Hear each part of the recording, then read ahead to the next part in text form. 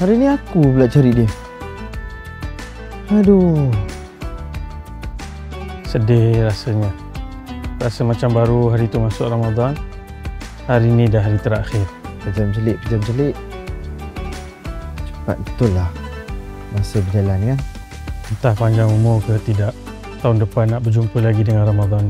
Tapi sekarang kita mula terdetik. Ini Allah suka tak atau tidak suka? Ini Allah suruh ke tidak? Ini Nabi larang ke tidak? Itulah takwa.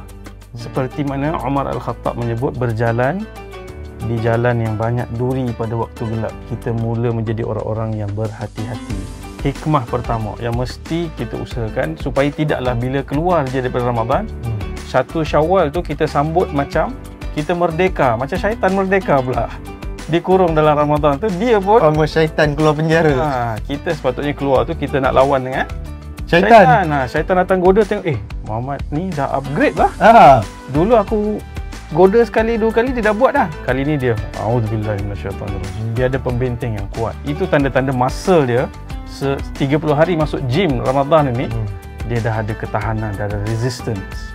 Sebelum kita nak berbuka, jangan lupa like, share, follow, komen